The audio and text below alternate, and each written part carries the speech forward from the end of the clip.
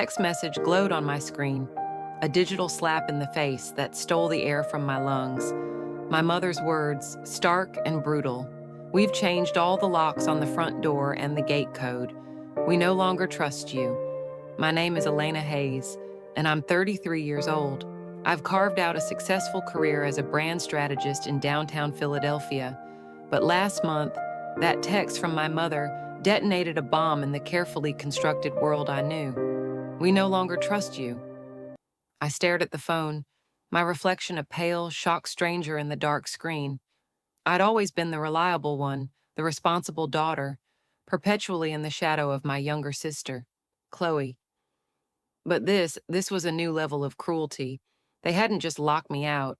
They'd effectively handed Chloe the keys to our family home in Maple Glen, a home I'd been pouring $500 a month into for the past 2 years to save from foreclosure. As the chilling reality began to seep into my bones, a cold fury displacing the initial shock, I typed back a clipped reply, "Understood, very clever." Then, a beat later, I added, "But I think you overlooked one crucial detail." Before I reveal what that detail was and how this ultimate betrayal ironically set me free, I'd love to know where you're tuning in from. Drop your city or state in the comments below. And if this story already hits a nerve, please give it a thumbs up and subscribe for more stories about finding your strength and reclaiming your power. Now, let's dive into how my own family's treachery forced me to make the hardest, yet most liberating decision of my life. Growing up in our spacious four-bedroom colonial in Maple Glen, a leafy suburb outside Philly, an unspoken pecking order was as much a part of the house as the oak tree in the front yard. My parents, Richard and Susan Hayes, never bothered to conceal their blatant favoritism towards Chloe. It was a pattern etched in stone from our earliest memories. Chloe's birthdays were legendary spectacles, bouncy castles, petting zoos, custom-tiered cakes, and mountains of brightly wrapped presents. Mine, a quiet family dinner, a supermarket cake, and practical gifts like new sweaters or savings bonds. When I aced my report card, it earned a cursory nod, a distracted, "That's nice, dear."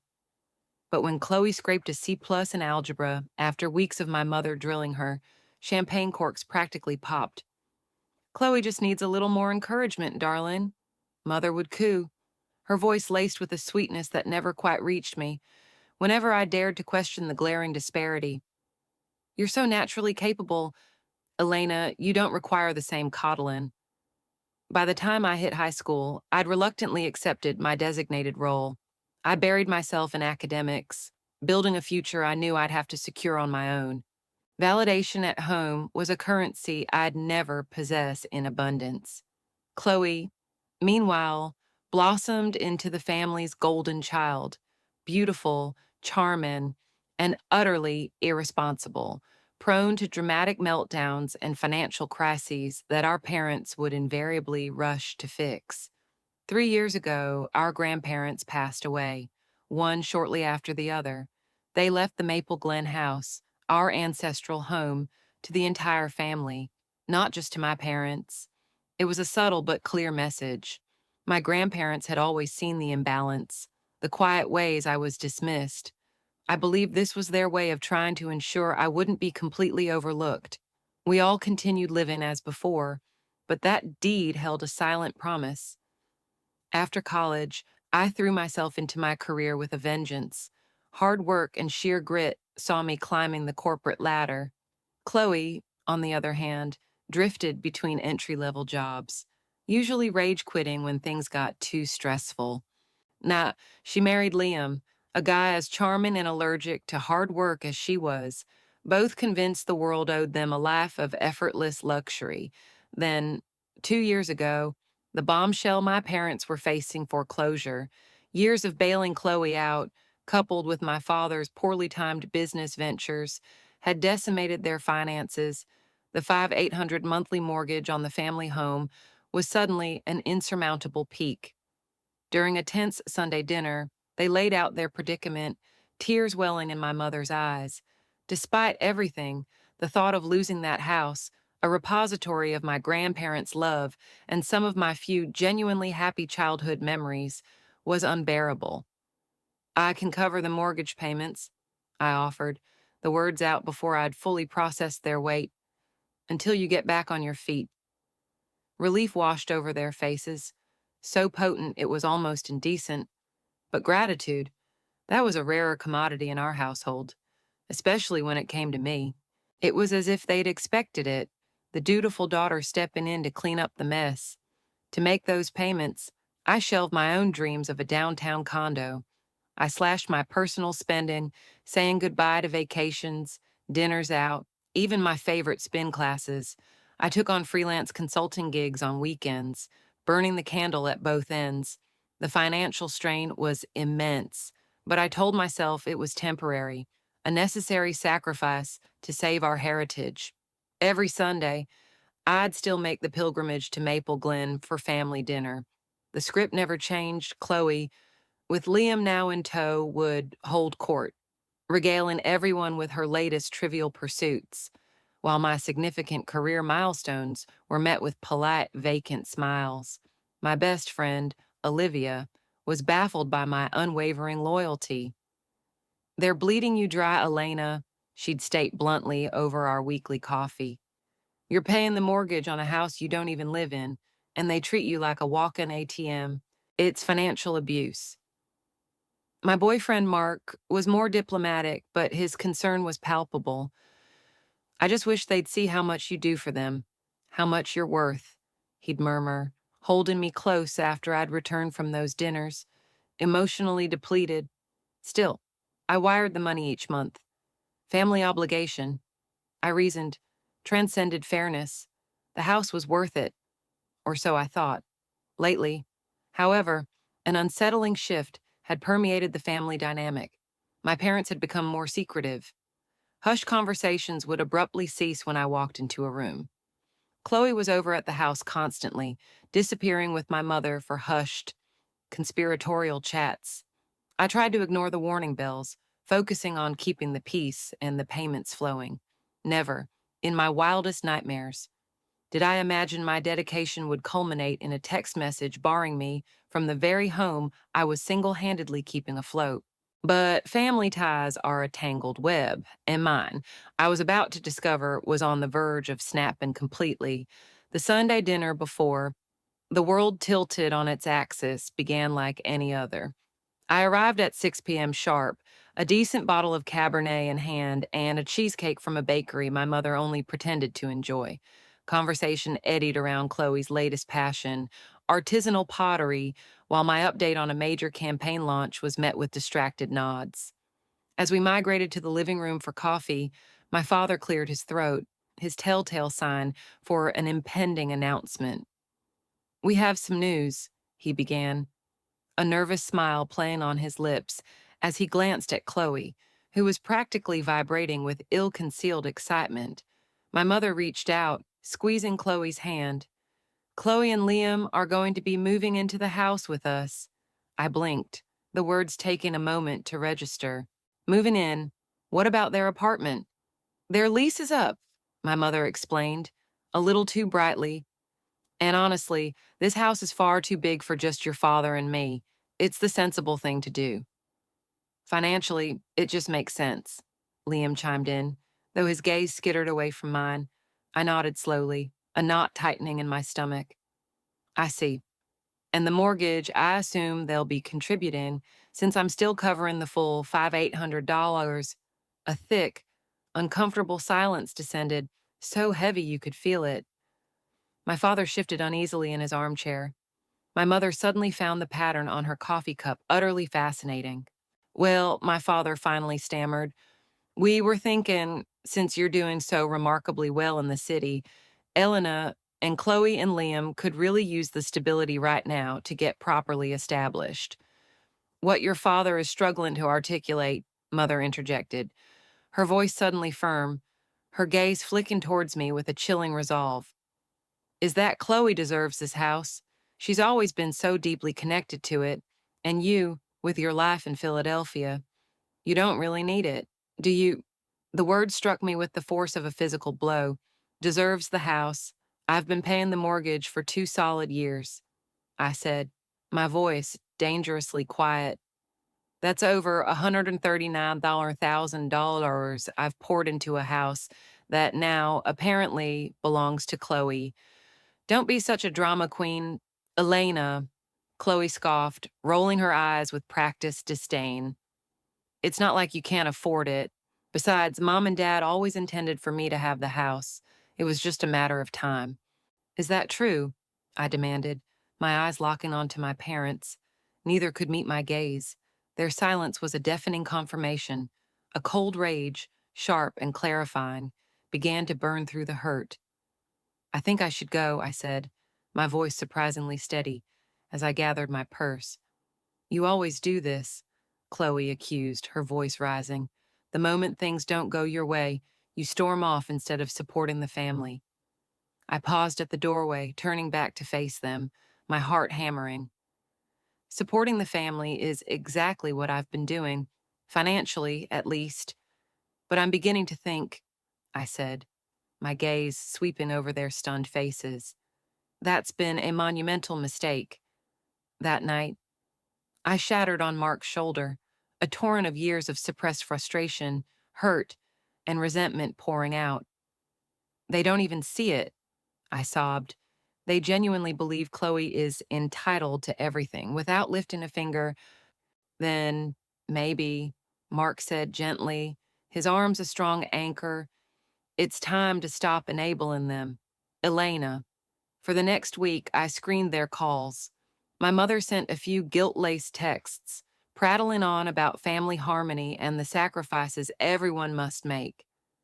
I kept my replies terse, needing space to process the sheer audacity of their betrayal. Then came that fateful morning. I was rushing to get ready for a client presentation when my phone chimed. It was my mother. We've changed all the locks on the front door and the gate code. We no longer trust you. Chloe saw you driving suspiciously around the house last night and felt threatened. Please respect our decision. I hadn't been within 10 miles of Maple Glen.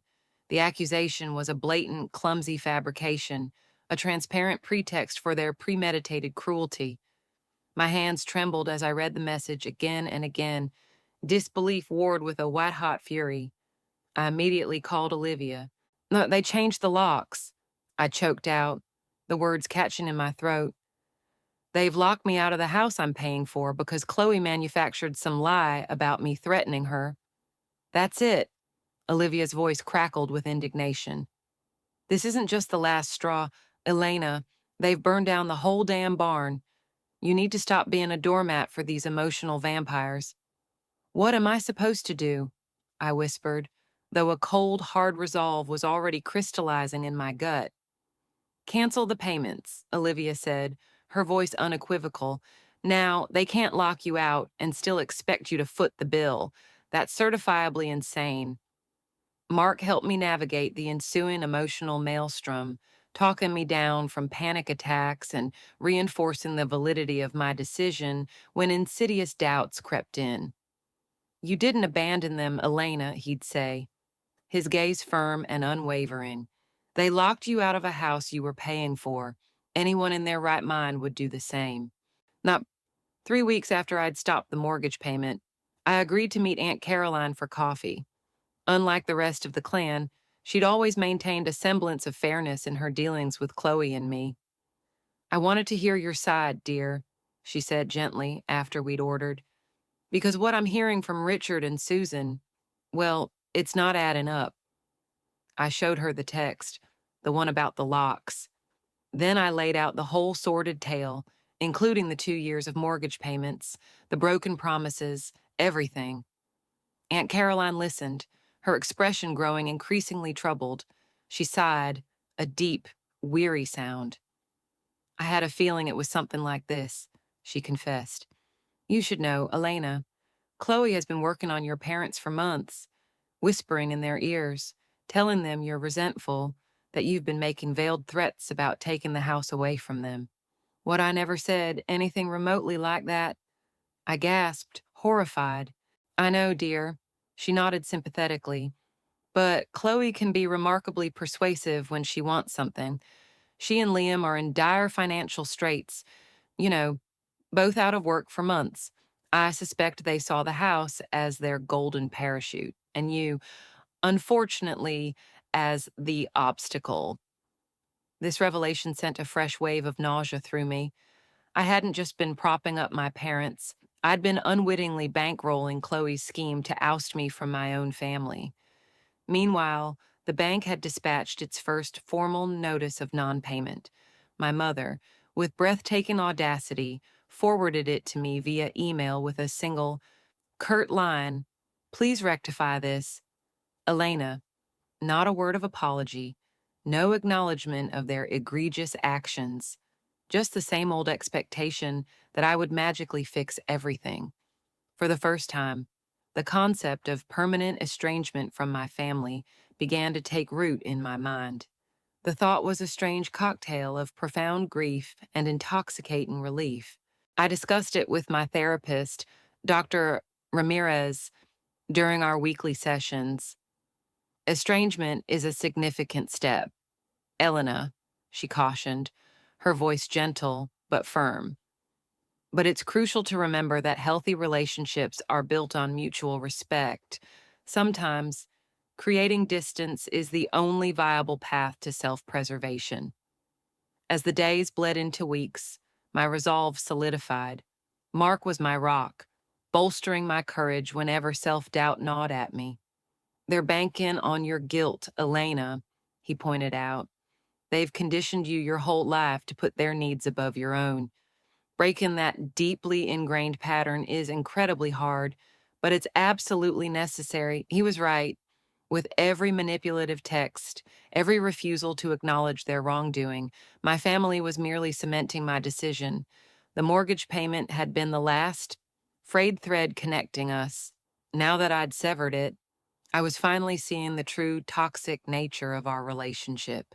Still, in quiet, unguarded moments, I'd find myself staring at old photographs, a dull ache in my chest, wondering how we'd arrived at this desolate place, and if there was any conceivable path back to something resembling a healthy connection. But as the bank's second, more ominous notice arrived, and my family's tactics grew increasingly desperate, it became painfully clear that any reconciliation would require a level of self-awareness and change they seemed utterly incapable of or unwilling to make. 2 weeks after I canceled the mortgage payment, the situation escalated dramatically. The bank dispatched a formal default warning to the Maple Glen address. According to Aunt Caroline, who had become my sole conduit to family news, the letter threw my parents into a tailspin of panic. "They genuinely didn't think you'd go through with it," she told me during one of our now regular calls. "Your father kept insisting you'd come to your senses and reinstate the payments." And Chloe. I asked, though I could already picture her reaction. "Chloe and Liam are in full-blown crisis mode," Aunt Caroline reported, a note of grim satisfaction in her voice. "They tried to apply for a mortgage themselves, but their credit is in tatters, multiple rejections. They can't qualify for anything even remotely close to what they'd need." A small, vindictive part of me couldn't help but feel a flicker of satisfaction. The reality they'd so arrogantly ignored was finally biting back. The first olive branch, or rather, what they thought was an olive branch, came from my mother. Her voicemail made it abundantly clear she still hadn't grasped the enormity of her betrayal. "Elena, sweetie, I think this has all gotten a bit out of hand," her voice began, honey sweet and utterly clueless. "I know you're upset about the locks, but that was really Chloe's idea. She was genuinely concerned after seeing some suspicious activity. We can give you the new code if that's what this is all about. Please, darling, call us back about this mortgage situation." No mention of gifting the house to Chloe, no acknowledgement of the $139,000, just a transparent, desperate ploy to get the money flowing again. My father was less subtle. His call came on a Tuesday evening as Mark and I were making dinner. "Elena, this has gone far enough," he thundered when I finally, reluctantly, answered, You have a responsibility to this family. Your mother is beside herself with worry. The bank is sending threatening letters. Is this really how you want to be remembered? You changed the locks on me. Dad, I replied, my voice eerily calm. You texted me that you no longer trusted me. Why on earth would I continue paying for a house I'm not even allowed to enter? A misunderstanding, he blustered. Chloe thought she saw someone who looked like you driving by repeatedly. We were just being cautious. No, we both know that's a lie, I said, my patience wearing thin. And even if it were true, you still stood there and told me Chloe deserves the house, despite the fact I've poured nearly $140,000 into it. That money was a gift to the family, he yelled, his voice cracking with a mixture of rage and fear. You can't just snatch it back because you're jealous of your sister. I ended the call after that, my hand trembling with a potent cocktail of anger and disgust. A gift. That's how they'd mentally recategorized my sacrifice. Not an investment in our shared legacy, not a contribution that earned me any rights, but a gift they could take, then discard me like trash. Even Chloe's husband, Liam, tried to insert himself, calling from a blocked number, attempting to play the role of the reasonable mediator. Look, Elena, I get that you're upset, he began, his tone oozing false sincerity. But surely we can work something out. Maybe you could just keep up the payments for, say, another 6 months while Chloe and I get on our feet. We could even look at, paying you back a portion over time. The sheer unadulterated gall of it almost made me laugh. They still saw me as nothing more than a funding source for their entitled lifestyle, not a human being with legitimate grievances, determined to protect myself legally.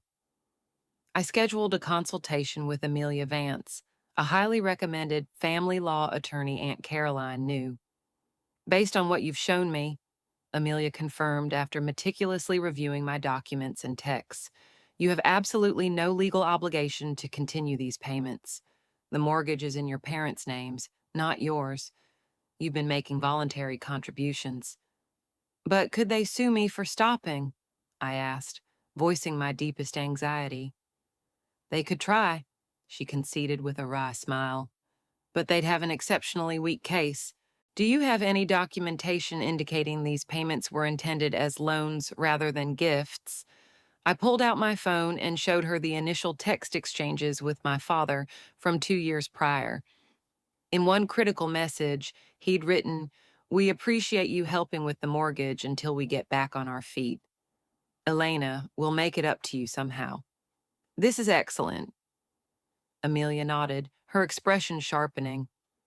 It clearly establishes the temporary nature of the arrangement and an expectation of reciprocity.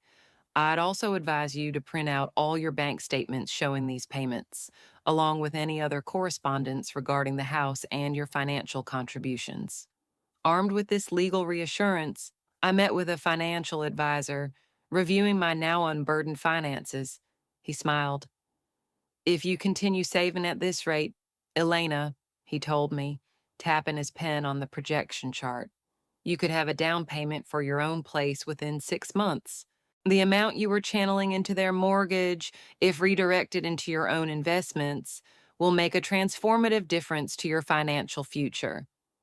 For the first time since this nightmare began, a genuine spark of excitement, of hope, ignited within me, my own home, my own investments, my own life, free from the constant soul-crushing drain of supporting people who didn't appreciate it, let alone deserve it.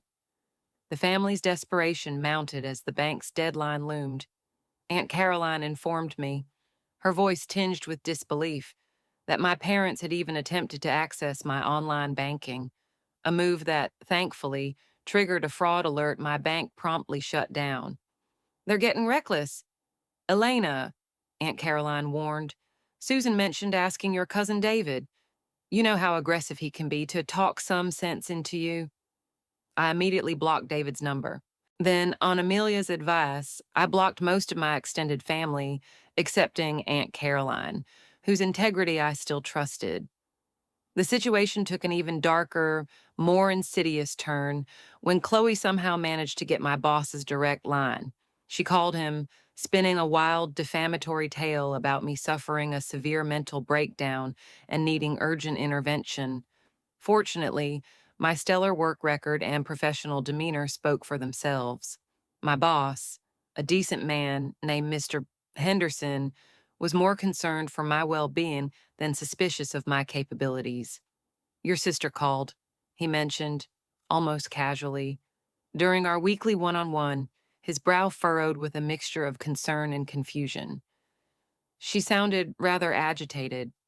Is everything all right, Elena? I gave him a carefully sanitized version of the family implosion, emphasizing that it wouldn't impact my performance. He nodded sympathetically. Family can be complicated, he said. Take whatever time you need, and please let me know if there's anything the company can do to support you. His simple human kindness nearly brought me to tears. Why couldn't my own flesh and blood show even a fraction of this basic decency? The bank's final warning letter arrived at the Maple Glen house 30 days after the first missed payment. According to Aunt Caroline, my mother collapsed in tears, while my father raged for over an hour, his shouts echoing through the house. Chloe and Liam, abruptly confronted with the stark reality that their grandiose plan had spectacularly backfired, began frantically and fruitlessly apartment hunting. Throughout it all, Mark remained my steadfast, unwavering supporter. Move in with me, he suggested one evening as we were discussing the relentless onslaught of family drama. Your lease is up next month anyway. It would save you money while you build up your down payment, and, well, I'd like you here. The offer was a lifeline, not just financially, but emotionally. Having his constant, calming presence as a buffer against my family's escalating chaos felt like exactly what I needed. Are you sure we're ready for that? I asked, my voice barely a whisper, though we'd been inseparable for nearly 3 years. I've never been more sure of anything in my life, he said, taking both my hands in his gaze earnest and full of love. I love you, Elena. I want to build a life with you, a life where you're cherished, valued, and respected. I agreed, a sense of profound relief washing over me, as if the fragmented pieces of my new life were finally, miraculously, beginning to click into place, even as the old one was being systematically dismantled. The very next day, an email landed in my inbox that signaled the final, dramatic act of this family tragedy was about to commence. The email arrived on a Thursday afternoon, right in the middle of a crucial client presentation. When I finally checked my phone during a short break, the subject line leapt out at me, stark and ominous urgent foster family financial matter. The sender was Arthur Jennings, a lawyer I vaguely recalled as one of my father's old golfing buddies. The message was brief, but the undercurrent of panic was unmistakable. Ms. Hayes, I have been retained by Richard and Susan Hayes concerning the mortgage situation on their Maple Glen property. We have a serious time-sensitive problem that requires your immediate attention. Please call my office at your earliest convenience to discuss resolution options before this matter escalates further. My heart hammered against my ribs. I immediately forwarded the email to Amelia Vance, my attorney. Her reply was swift and reassuring. Do not respond directly. Elena, let me handle all legal communications. They're trying to intimidate you, but they have no real legal leverage. Over the next 24 hours, my phone buzzed incessantly with calls from unknown numbers, undoubtedly Arthur Jennings' office. I let every single one go to voicemail. One message, however, from my father, stood out, laced with the desperation I'd never heard from him before. Elena, please, we need to talk. The bank is officially moving forward with foreclosure proceedings. We can still fix this, sweetheart, if you just call us back. Please, we're your family. The raw desperation in his voice almost swayed me until I remembered, with a chilling clarity, how swiftly and ruthlessly they had discarded me when it suited their agenda. On Saturday morning, Aunt Caroline called, her voice grave. "They're calling an emergency family meeting tomorrow afternoon at my house," she informed me. "Everyone's been invited, including you. Elena, I really think you should come.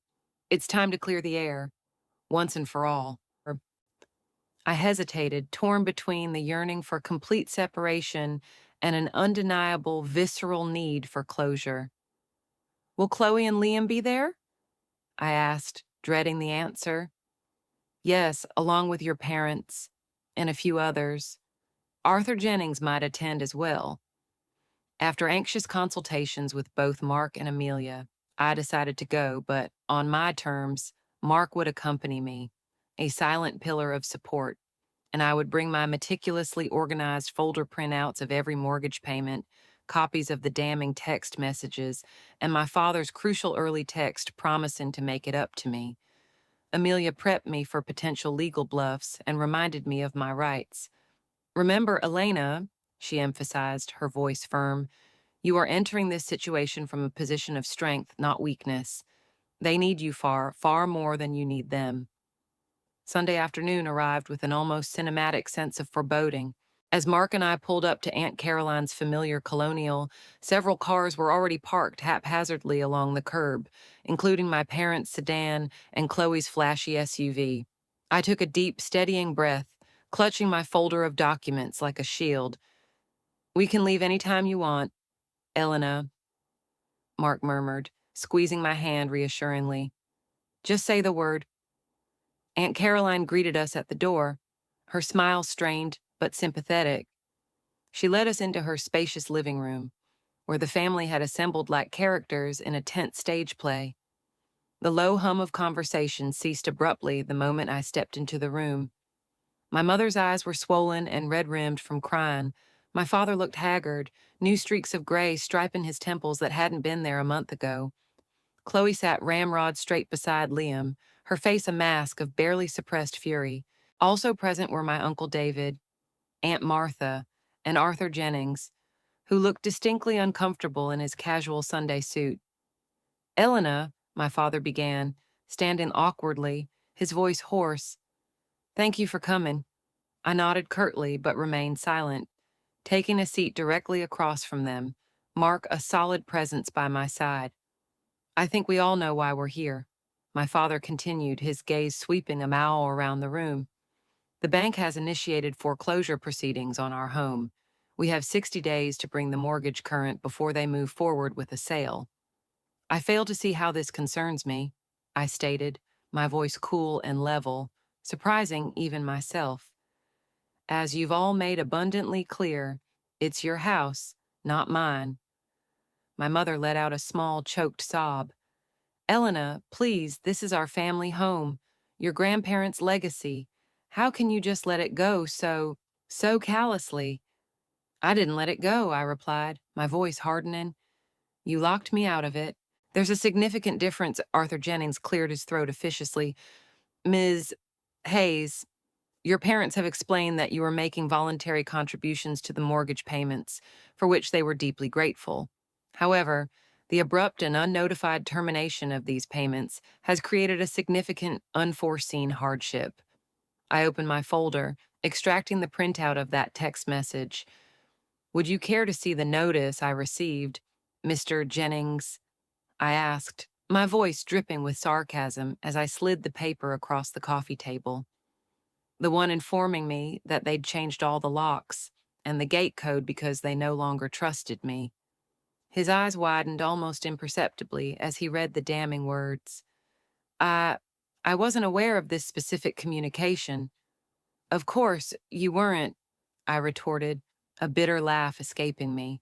"Just like you probably weren't informed that I've paid over $139,000 towards that mortgage over the past 2 years, only to be then told that my sister deserves the house more than I do."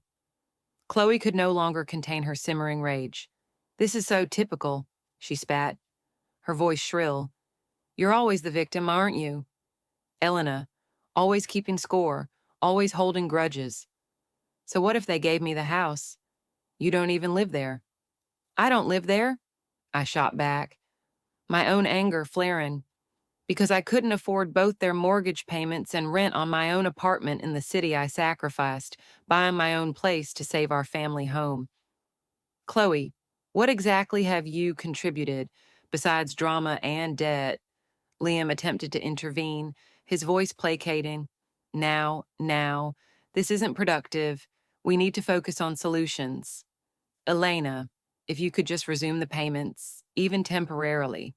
No, I stated, my voice ringing with newfound, unshakable resolve. I will not contribute one more cent towards a house I've been explicitly barred from, for people who have demonstrated such blatant contempt for my contributions and my well-being. My father's face flushed a dangerous shade of crimson. So that's it, then you're just going to stand by and let the bank take the house. Your mother and I will be out on the street. You could get jobs, I suggested, my tone deceptively mild. Like I did. Pay your own mortgage, like responsible adults are supposed to do. We're too old to start over, my mother wailed, fresh tears streaming down her face. And in this job market, be reasonable, Elena. I am being reasonable, I countered, my voice rising despite my efforts to remain calm. I subsidized your lifestyle for 2 years while you secretly plotted behind my back to give everything to Chloe now. You can all experience the natural consequences of those choices. Chloe leapt to her feet, her face contorted with rage. This is all because you've always been jealous of me, always competing for mom and dad's attention, always trying to prove how much better you are with your fancy job and your perfect boyfriend. Chloe, Aunt Caroline interjected sharply, her voice cutting through the escalating tension. That is quite enough. Elena has legitimate grievances here, and you know it. Oh, so now you're taking her side, too. Chloe whirled on her aunt, her eyes flashing. I suppose she's been poisoning you against me as well. No one is poisoning anyone. Uncle David sighed, rubbing his temples. But Elena has a point. She's been footing the bill while being treated like an unwelcome guest. That's not fair by any stretch of the imagination. The conversation, if it could even be called that, devolved rapidly from there. Chloe had a full-blown, scream-in meltdown, accusing me of destroying the family out of pure spite. My mother oscillated between heart-wrenching sobs and desperate, guilt-laden appeals to my sense of family duty. My father vacillated wildly between impotent rage and pathetic attempts at bargaining. Through it all, I remained surprisingly calm, anchored by Mark's steady, reassuring presence beside me, and the profound, empowering knowledge that I was finally standing up for myself after a lifetime of quiet acquiescence. Arthur Jennings, looking increasingly uncomfortable and out of his depth, finally cleared his throat again. From a purely legal standpoint, he stated, his voice devoid of emotion, I must advise everyone that Ms. Hayes has no legal obligation to continue these mortgage payments. They were, as established, voluntary contributions made without any formal binding agreement. While the moral implications may be complex, legally, this is quite straightforward. So she can just walk away, my father demanded, his voice cracking with incredulity. After everything we've done for her, I couldn't help it. A short, sharp laugh escaped me. Everything you've done for me? Like what, exactly? Dad, consistently favoring Chloe, taking my financial support entirely for granted, and then, the pièce de résistance, locking me out of the very house I was paying for.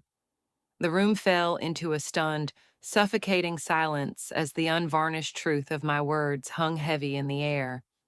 What do you want, Elena? My mother finally asked, her voice small, defeated. Do you want the house? Is that what this is all about? No, I said, my voice surprisingly gentle, yet firm.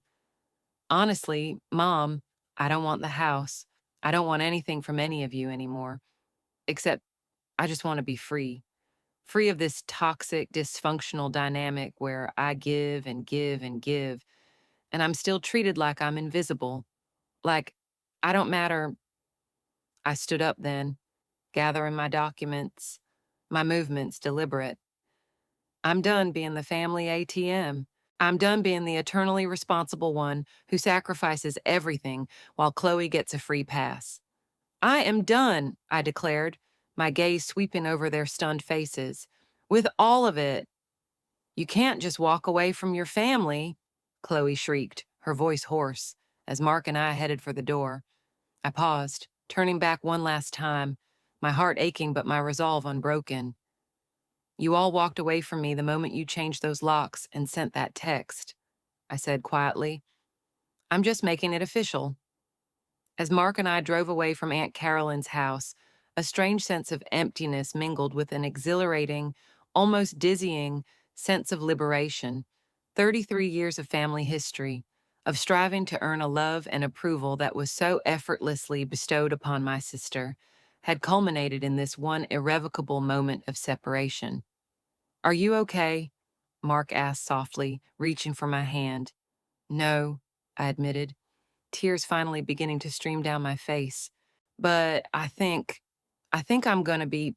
The first week after that explosive confrontation was a whirlwind of emotional processing and practical arrangements. Mark and I found a charming two-bedroom apartment in a vibrant neighborhood we both adored, surprisingly more affordable than my previous place, now that I wasn't shouldering a suburban mortgage.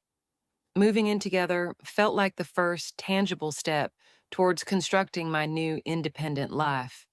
According to Aunt Caroline, who remained my sole, discreet family contact, the bank's foreclosure notice had been officially served. My parents, she reported, were frantically applying for loan modifications and exploring new mortgage options, but their age, limited income, and now tarnished credit history made approval a distant dream. Chloe and Jeremy, with their abysmal credit scores, fared no better. They're finally facing the music, Aunt Caroline reported, not without a hint of grim satisfaction during one of our weekly calls. Your father's actually considering coming out of retirement to find part-time work. Your mother mentioned selling off some of her antique jewelry collection. A fleeting pang of sadness pricked me, but I quickly reminded myself these were the direct, inevitable consequences of their choices, not my burdens to bear, not anymore. The apologetic messages, or what passed for them, began to trickle in around the 2-week mark. My mother's came first, a carefully crafted text that still, astoundingly, managed to miss the entire point. Elena, I hope you're doing well. I've been thinking a great deal about our family situation. While I still believe you could have handled things with more discretion, I do understand you were hurt by some of our decisions. Your father and I miss you. Please consider reopening communication. No real acknowledgement of their profound betrayal. No recognition of how they'd callously used me financially while simultaneously plotting to exclude me. Just a tepid admission that I might have been hurt by some of their decisions. As if changing the locks on the house I was paying for was a minor social gaffe. My father's message arrived a few days later, slightly more direct, but still falling woefully short of genuine remorse. Elena, this entire situation has gotten out of hand. I will admit we should have discussed the house arrangements with you more thoroughly before making any final decisions. That was an error on our part, but cutting us off completely over money, that isn't right. Elena, we are still your parents. I shared both messages with Dr. Ramirez during our therapy session. Do you notice, she pointed out gently, how they're both still minimizing the severity of what happened? Your mother refers to it as our family situation, deflecting responsibility for their specific actions. Your father reduces it to being about money, when it's so clearly about trust, respect, and a lifetime of deeply ingrained, unequal treatment. So they still don't truly get it. I sighed, a familiar weariness settling over me. Not fully, no, she agreed. But this is often how the process of potential reconciliation begins, if it's to happen at all, with these small, inadequate acknowledgments that may, Over time and with considerable reflection on their part, deepen into genuine understanding. I chose not to respond to either message. Not yet. I needed more time, more space to heal, to solidify the fragile boundaries I was so painstakingly constructing. Surprisingly, a subtle shift began to occur within the extended family. Cousins who had initially and vocally condemned my perceived abandonment of my parents started reaching out with more nuanced, hesitant messages after Aunt Caroline, bless her, had discreetly shared the unvarnished truth of the situation. Aunt Martha, who had been one of my harshest critics, actually called to apologize. I I didn't know about the locks. Elena, she admitted, her voice uncharacteristically subdued, or about the sheer scale of your financial contributions. I'm truly sorry I jumped to such harsh conclusions. The most significant and empowering change, however, was unfolding in my own life. Liberated from the crushing weight of my family's mortgage, my financial situation improved dramatically. I opened a dedicated high-yield savings account for my future home purchase, watching with a quiet, fierce satisfaction as the balance grew steadily each month. At work, I found a renewed sense of focus and creative energy, earning accolades for a particularly innovative and successful campaign. My boss, Mr. Henderson, called me into his office one Friday afternoon with unexpected, thrilling news. Elena, he began, a broad smile on his face, we're creating a new senior position, Director of Digital Marketing and Brand Strategy, and the board and I would very much like you to consider it. It would mean a substantial raise and significantly more responsibility. But frankly, based on your exceptional recent work, I have no doubt you're more than ready for the challenge. I accepted on the spot, a surge of pure, unadulterated pride swelling in my chest, a pride that had absolutely nothing to do with seeking family approval or external validation. This was mine. I had earned this. Mark celebrated my promotion with champagne and takeout from my favorite Thai restaurant. To Elena, he toasted, his eyes shining with genuine admiration, who's finally being seen and recognized for the incredible powerhouse woman she truly is. Meanwhile, the Maple Glen house situation continued its inexorable unraveling. The bank, unable to secure a resolution with my parents, officially listed the property for a short sale, accepting an offer significantly below the full mortgage amount simply to avoid a protracted and costly foreclosure process. According to Aunt Carolyn, my parents had finally found a small, two-bedroom rental apartment across town, a stark, painful downsizing from the sprawling four-bedroom house they had inhabited for decades. They're utterly shell-shocked, she reported, her voice tinged with a mixture of pity and resignation. I honestly don't think they ever truly believed it would come to this. They kept expecting you to swoop in at the 11th hour, like you always have, and magically save them. Chloe and Liam's already shaky marriage, Aunt Caroline added, had begun to show serious, irreparable cracks under the relentless financial pressure. They had reportedly moved into a cramped studio apartment, a far cry from the grand family home they had so arrogantly expected to inherit. Their increasingly frequent and bitter arguments, she'd heard through the family grapevine, were now audible through the paper-thin walls, much to the chagrin of their new neighbors. 3 months after our dramatic confrontation, an email from my mother landed in my inbox. This one felt different. Dear Elena, I don't expect a response to this message. I just feel an overwhelming need to say some things that have been weighing heavily on my mind as your father and I pack up 30 years of memories into dusty cardboard boxes. I was wrong. We were profoundly wrong, not just about the house, Elena, but about how we've treated you, dismissed you, your entire life. It took losing nearly everything for the scales to finally fall from my eyes, to truly see the devastating impact our actions, our favoritism, have had on you over the years. You were always the responsible one, the strong one, the one we could always count on to pick up the pieces. We took that strength, your unwavering generosity, entirely for granted, and we lavished Chloe with attention and support because she always seemed to need it more, to demand it more. That wasn't fair to you.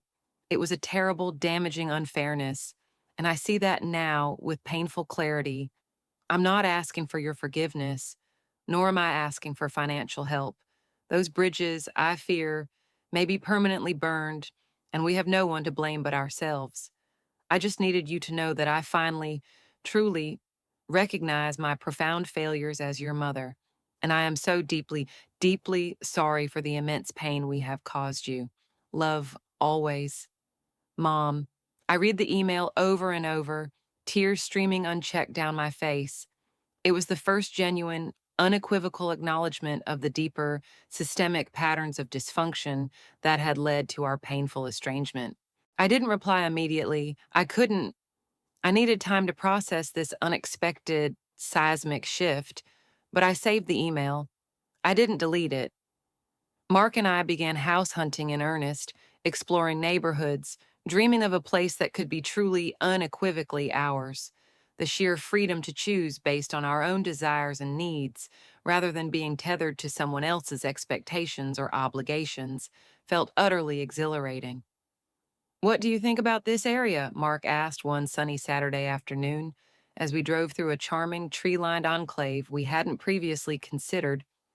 I, I really like it," I replied, a slow smile spreading across my face as I took in the well-tended gardens, the inviting parks, the palpable sense of community.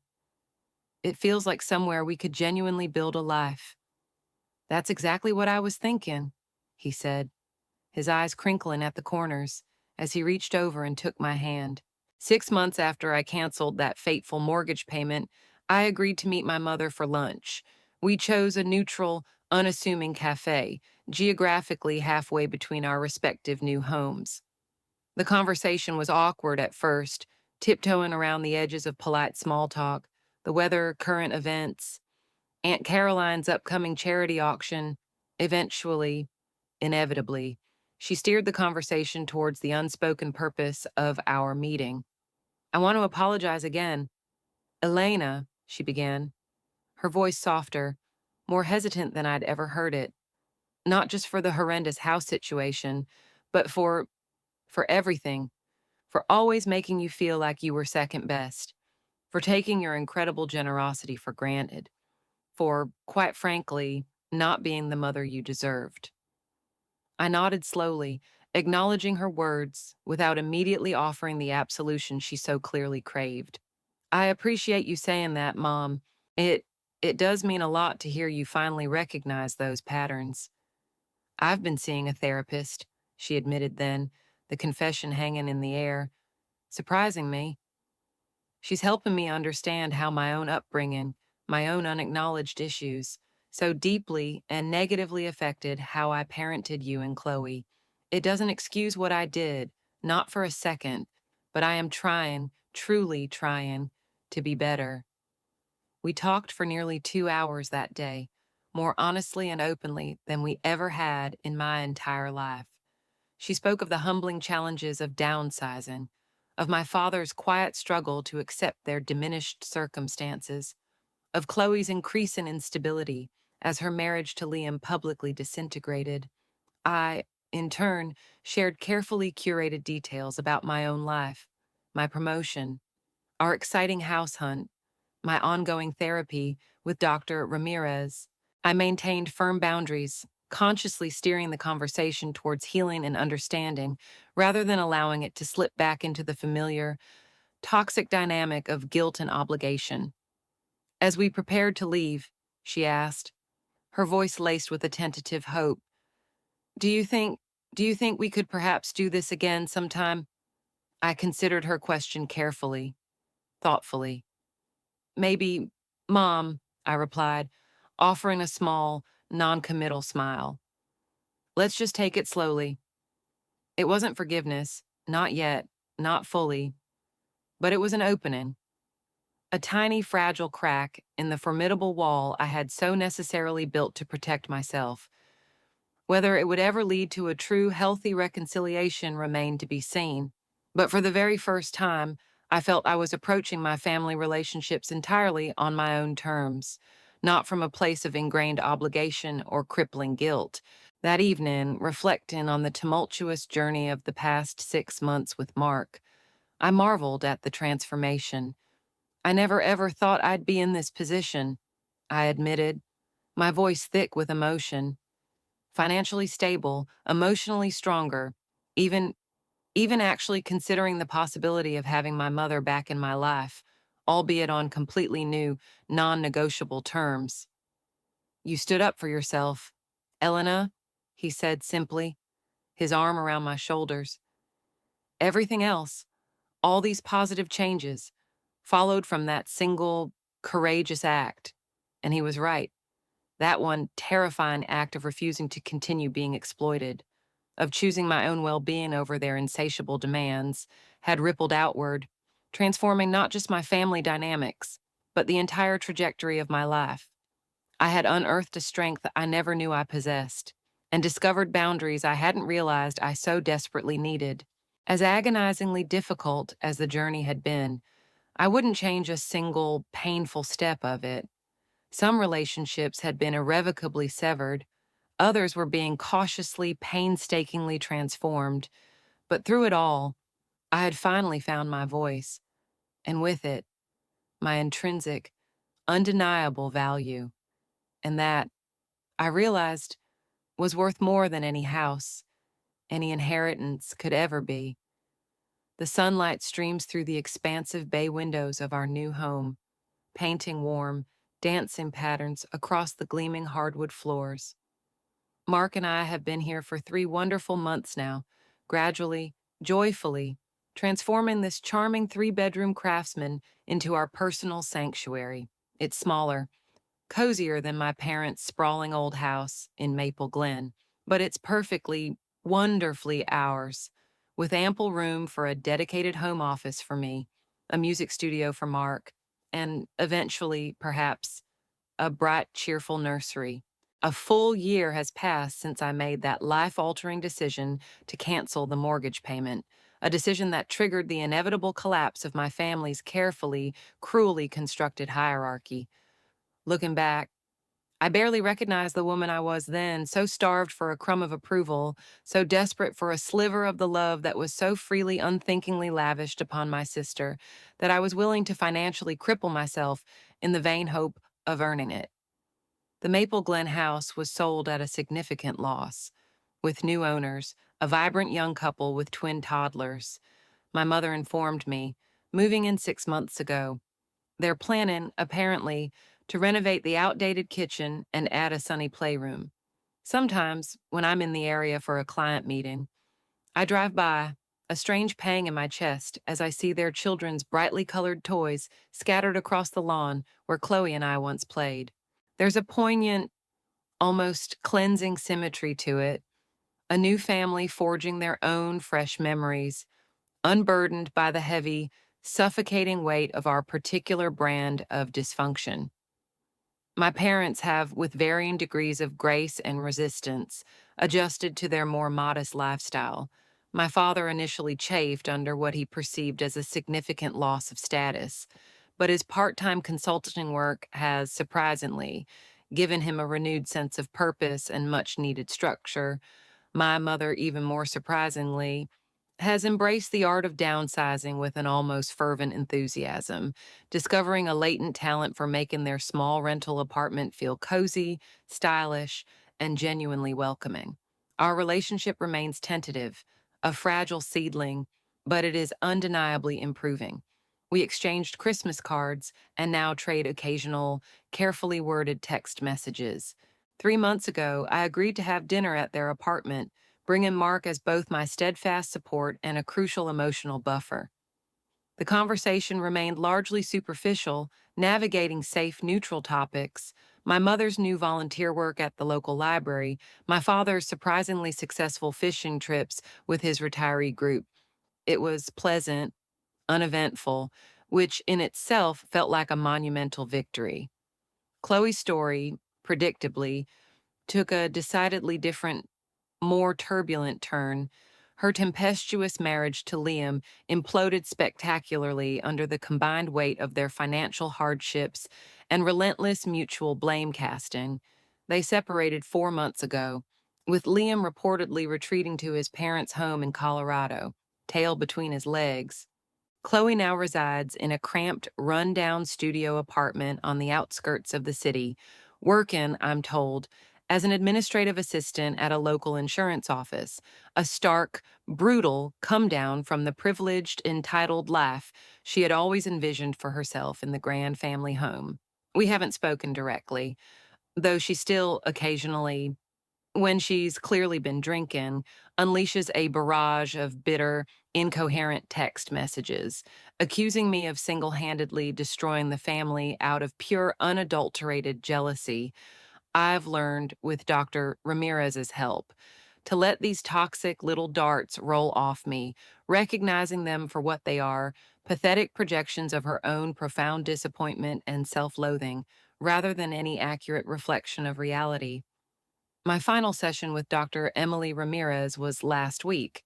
After a year of intensive, transformative weekly therapy, we both agreed, with a sense of quiet accomplishment, that I had successfully developed the tools and strategies needed to navigate my complex family relationships and, most importantly, to consistently maintain healthy, non negotiable boundaries. You've done truly remarkable work, Elena, she told me, her smile warm and genuine as we concluded our time together. You fundamentally transformed your understanding of your own inherent worth and your absolute unequivocal right to be treated with dignity and respect. Professionally, I've soared in my new role as marketing director. The substantial raise that accompanied the promotion, combined with the significant savings from no longer shouldering my parents' mortgage, dramatically accelerated our home buying timeline. Mark and I were able to make a comfortable 20% down payment, securing a manageable mortgage entirely on our own terms. Mark proposed 3 months ago, on the precise anniversary of the day I canceled that fateful mortgage payment. I chose today, he explained, his voice thick with emotion as he knelt before me in our sun-drenched living room, a simple, elegant solitaire diamond winking in the ring box. Because this is the day you truly, courageously began to put yourself first. I want to spend my life with the strong, self-respecting, incredible woman you've become, Elena. Our wedding plans are joyfully underway, deliberately small, intimate, and focused on what truly matters. I've invited my parents, a decision that felt surprisingly right, but not Chloe, a boundary that felt both excruciatingly difficult and absolutely necessary for my continued well-being. Aunt Caroline, my steadfast, unwavering ally throughout this entire ordeal, will be my matron of honor. Last month, I had lunch alone with my mother for the very first time since our painful estrangement began. She seemed smaller, somehow, more vulnerable, yet also more authentic, more real than I had ever known her to be. I've been thinking so much about family patterns lately, she said, her voice soft, reflective, as we shared a slice of lemon tart. About how my own mother always so blatantly favored my brother and how I unconsciously, damagingly recreated that exact same dynamic with you and Chloe. Do you think it can ever truly be broken? I asked, the question hanging in the air between us. The cycle, I mean, she looked at me then, a profound, thoughtful sadness in her eyes. I think you've already broken it, Elena, she said quietly, by refusing to accept the limiting, unfair role we assigned you, by demanding better for yourself. She paused, then added, her voice barely a whisper, if I am ever blessed with grandchildren, Elena, I promise, with every fiber of my being, to love them all equally, fiercely, and unconditionally. It wasn't a perfect conversation. Decades of hurt don't simply evaporate over a shared dessert, but it felt like the genuine beginning of a new type of relationship, one tentatively, cautiously being built on a foundation of mutual respect and burgeoning understanding, rather than on obligation, manipulation, and guilt.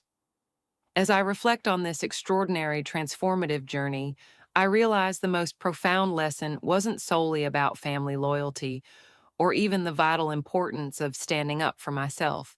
Though those were undeniably significant, it was about internalizing the fundamental truth that you simply cannot set yourself on fire to keep others warm.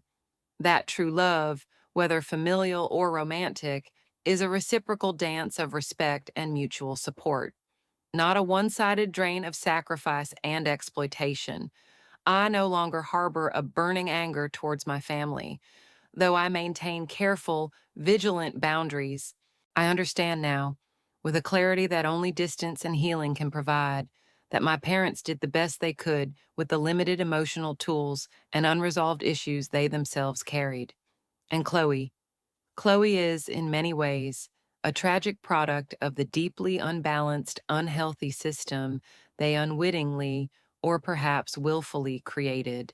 This understanding, however, does not require me to subject myself to further harm or disrespect, but it has, mercifully, helped me to release the corrosive bitterness that once threatened to consume me whole. Mark comes up behind me now as I stand at our living room window, gazing out at the blossoming dogwood tree in our front yard. He wraps his strong arms around my waist, his chin resting gently on my shoulder. "Penny for your thoughts," he murmurs into my hair, his voice warm and comforting. "Just reflecting," I reply, leaning back against his solid strength, a soft smile playing on my lips, on how sometimes the hardest, most terrifying decisions lead to the most profound, unexpected freedom. He nods, his understanding as deep and unwavering as always. No regrets. None, I say, my voice clear and certain, filled with a quiet, unshakable conviction. Absolutely none. For the first time in my life, I am exactly where I'm supposed to be, and I am, finally, wonderfully, home. In a home that is truly, unequivocally mine, with a partner who cherishes and values me for exactly who I am, surrounded by relationships built on mutual respect, not suffocating obligation. The journey here was undeniably painful, fraught with moments of despair and doubt, but the destination has been worth every single, difficult, transformative step along the way. Have you ever had to make a gut-wrenching decision that ultimately led to your own liberation? I'd be fascinated to hear about your experiences in the comments below. How did you find the courage and strength to stand up for yourself, especially when it felt like the entire world was against you? If this story resonated with you, if it touched a chord or sparked a flicker of recognition, please hit that like button and subscribe for more content about setting healthy boundaries, navigating complex relationships, and reclaiming your precious self-worth. And please, don't forget to share this video with someone who might need to hear this message, someone who might need a gentle reminder that it's not just okay, but absolutely essential to choose themselves sometimes. Thank you, from the bottom of my heart, for listening to my story, and always remember your worth isn't determined by how much you sacrifice for others, but by how deeply and consistently you honor your own needs, your own values, and your own beautiful, resilient spirit.